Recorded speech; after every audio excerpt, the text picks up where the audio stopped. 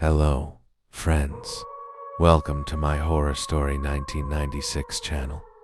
Today, I'm back with another terrifying ghost story.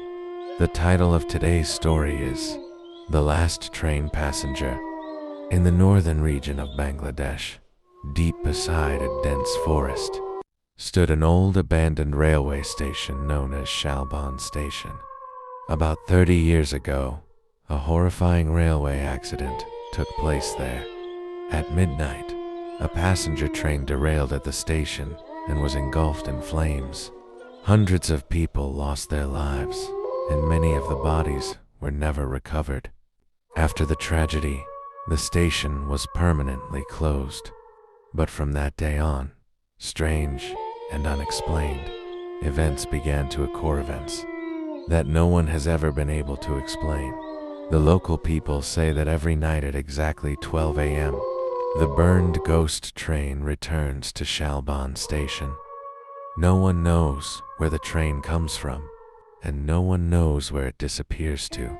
It stops at the station for only a few minutes, and anyone who boards that train is never seen in the world of the living again. Some people claim they have seen their deceased relatives sitting inside the train. Others say that the passengers have no eyes. They simply stare silently through the windows. There are also those who swear that after the train disappears, the smell of burned human flesh lingers around the railway tracks. Rifat was a young man from this village who worked in the city. One of his colleagues was named Rachel. During his free time, Rachel had a strange hobby: exploring abandoned places and locations rumored to be haunted or paranormal. After hearing the legend from Rifat, Rachel insisted on visiting his village to uncover the truth for himself. No sooner said than done. They took a few days off from work and set out for the village. By the time they arrived, it was already late afternoon. After freshening up and having dinner, the two of them headed toward Shalban Station. Deep inside, Rachel made up his mind. Tonight, he would uncover the truth himself. Carrying a camera, a flashlight, and a live streaming setup, the two stood outside as a light drizzle fell from the dark sky. The time was 11:50 p.m. when they finally reached Shalban Station. As soon as they arrived, they noticed something unsettling. The entire station was unnaturally silent. There was no wind, no sound of crickets. Not even the leaves on the trees were moving. At the entrance to the station stood a rusty old signboard that read, "Do not wait for the last train." Just then, a trembling voice echoed from the darkness. An elderly man slowly stepped forward. He was wearing a torn and weathered railway uniform. He looked at them and said, "Son, you shouldn't have come here. Leave now while you still can." Rachel replied confidently, "No. Tonight we're going to find out how much of this ghost train story is actually true." The old man sighed deeply and said, "Not every truth is meant to be discovered." He paused for a moment before continuing, "Very well. Since you won't listen, remember this carefully. If the train arrives after midnight, do not board it, even if the doors are wide open.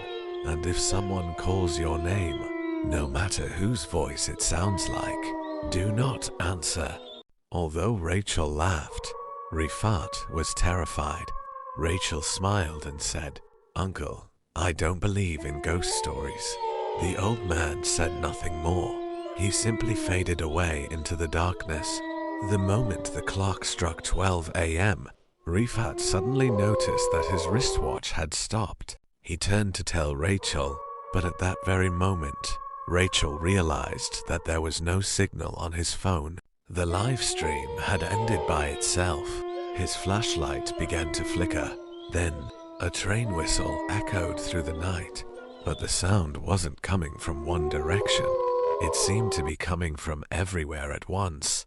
Within seconds, the entire station was swallowed by a thick black fog. Slowly, Out of the darkness emerged a black, fire-scorched train. Its windows were shattered. Its iron body was covered with black burn marks. In several places, a faint reddish glow still flickered, as if the fire had never completely gone out. But the most terrifying thing was, the train's wheels looked completely burned and ruined. They weren't turning at all. It seemed as if some invisible force was dragging the train forward. The moment the train stopped, all of its doors swung open at the same time. Inside sat rows of silent passengers. Some had no eyes. Some had horribly burned faces. Some were missing half of their bodies. Yet every one of them slowly turned their heads toward the two men. Then, all their lips moved together. Rifat, come here. Rachel, come to us.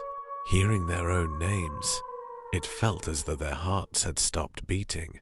Just then, a woman stepped out of the train. She was dressed in white.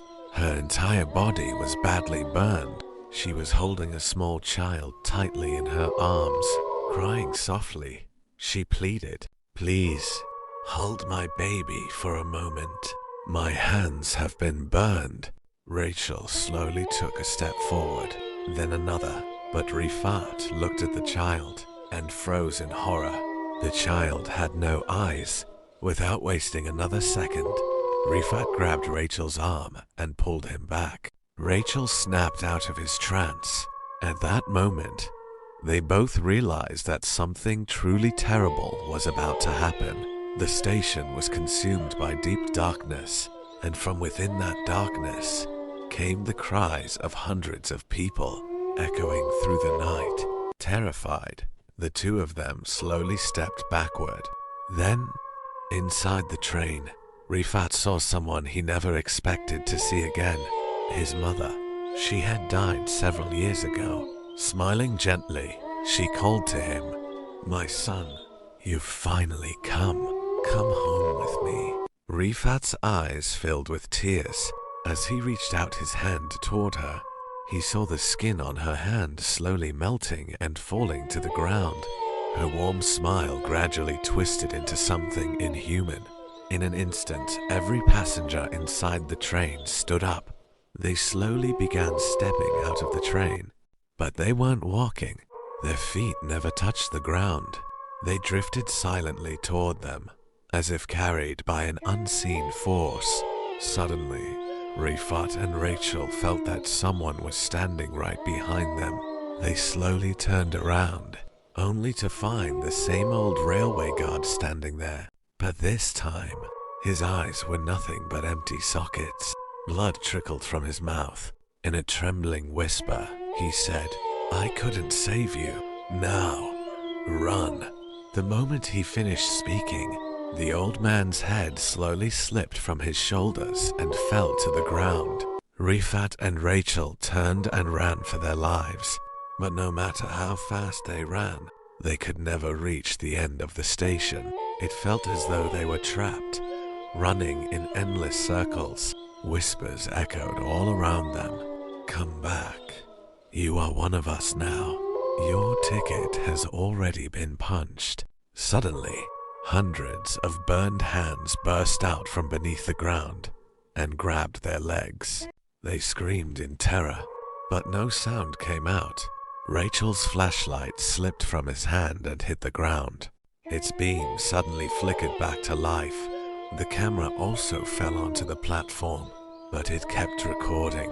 The next morning, a rescue team arrived at the abandoned station. They found the camera, but Rifat and Rachel were nowhere to be found. When they watched the final moments of the recording, everyone was left speechless. The footage showed hundreds of dark, shadowy figures dragging Rifat and Rachel into the burned train. Just before the train doors slammed shut, Rachel looked directly into the camera, desperately trying to scream, but there was no sound. Only his lips were moving. After enlarging the video, investigators realized he was saying, "The train is still looking for passengers." The police never released the footage to the public, According to reports, 3 investigators lost their sanity after watching it. Even today, many people claim that at exactly 12 a.m., a burned ghost train can sometimes be seen passing near Shelbourne Station, and if anyone dares to keep watching it, they may see 2 faces behind one of the shattered windows. One silently waves, desperately urging people to stay away. The other clutches an old camera, staring out with endless terror in his eyes, silently begging them to leave. From behind the cracked glass, only one warning remains. Don't make the same mistake we did. Go back. Go back.